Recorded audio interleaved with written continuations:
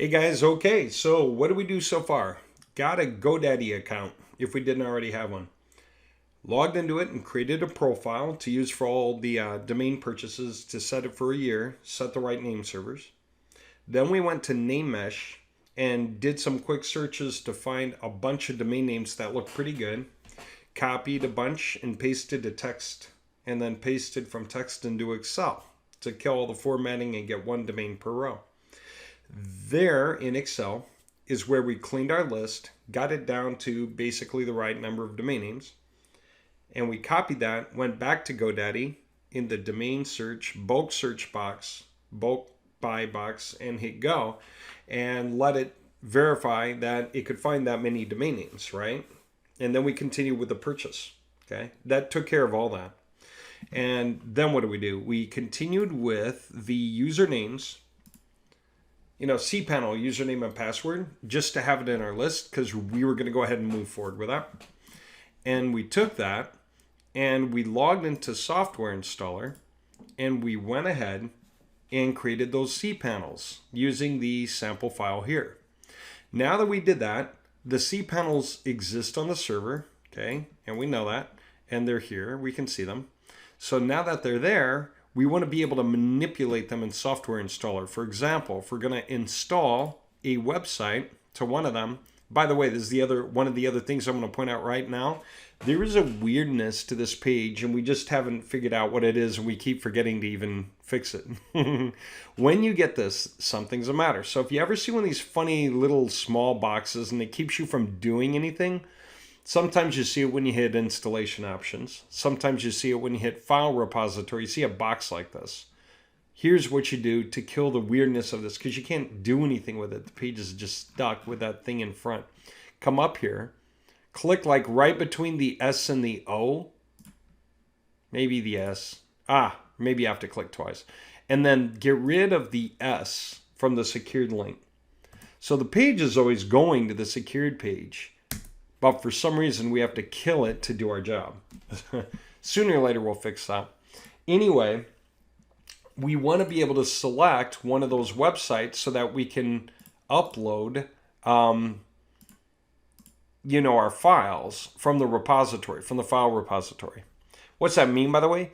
The file repository is where you keep everything. So when you go in there, you're going to see a drop-down box, and you're going to see, well, actually won't even, I just put your files right here in the main area. So for you, it would look kind of like this, except there would just be one for zip and one for SQL. And it would just be called something like, UAP public, legacy UAP public, okay? It's the latest version that we have now. But there you go. There's like one zip file, one SQL file, okay? And so that is where you're going to want to be able to install them to the websites. So when you do this installation routine, you could select a website. Let's say I select that one. Then I wouldn't want to put it on a subdomain, so I'd take it off. And I do want to randomize the database name and user. And I want to switch the upload type to repository. Okay. And I don't care about the database password. It's fine the way it is. I'm going to hit website path. And I'm going to go to where I physically see that zip file and that SQL file that you have. So click the check mark next to the zip file for the website path, right? That's always, the zip file is the website. The SQL file is the database. When I click, then hit the SQL file that corresponds, okay? There you go. Now, the panel password is whatever you want it to be, okay? So it could be like Tim Buck 2 5, and that might be what I want for the security key and for the panel password. Okay, so there you go. Then what? Then email address, and that's going to be theme2html@gmail.com. Okay, that would be for a single installation. The rest of this I don't even have to think about. Just hit submit. So what'll it do? It will install this website, which is your legacy UAP, to this website, which is where you wanted to install it to. Right? Because so far the website's empty. You bought the domain, you created the cPanel, but there's nothing there. Now, here's the problem. Where are all those things I just added? Well, I still need to add them to my website list. So notice how right underneath Setup cPanels comes my website list. All right, good. My website list has whatever you have in it, but we're going to add a new host. That would be to add one. We're going to add a cPanel. If you're going to add a whole server, you would do that. But we're going to add a cPanel, right? Because that's what you have. And you're going to add the one it is with whatever the username would be for that thing, and then whatever the password would be in cement, okay? Now, that's if you're going to add one. But in our case, we don't want to do that one at a time, so we have a batch upload button, okay? And again, download the sample. This is very, very nice and easy, you'll see. We're going to open the sample. And here you go. You're always going to be copying the headers on these things unless you're told otherwise. You're going to copy all the way across and go down, right? Complete with the header row, okay? But let's see. Take a look at that. What it's going to say server, user, and password, and what that really means is domain, cPanel user, cPanel password, and then it's going to be cPanel the whole way down. All right, so watch this. I'm just going to copy that. Copy. I'm not going to copy the header because that was just for my own records, right? But for this file, it needs this format. I can click in here. I can hover over any of these, double click, okay? And that way I can see it clearly. So now finally, they're all cPanels, so I'm just going to drag that down. Okay. There. Now the whole thing is ready. All I need to do is copy the entire array. Copy. Come back. Paste. Boom. And that's it. That's all the info. Process.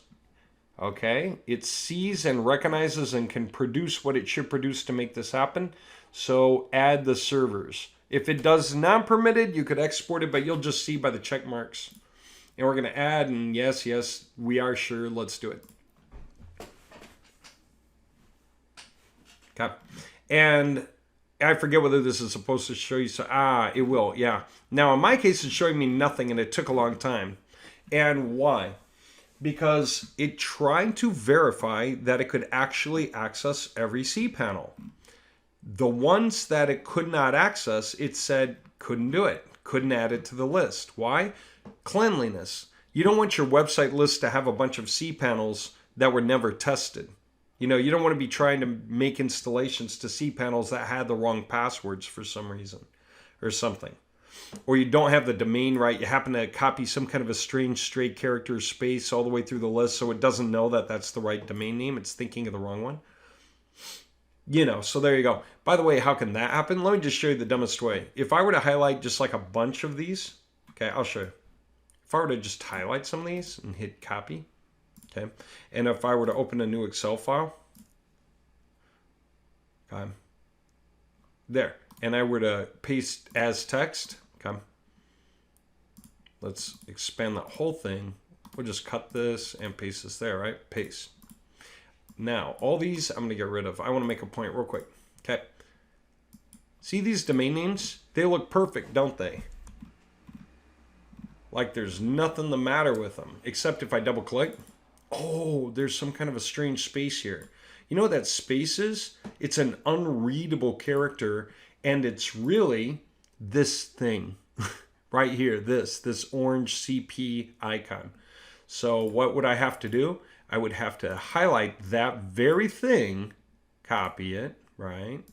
Do a Control H, paste it in there, and wherever it finds it, replace it with nothing, replace all.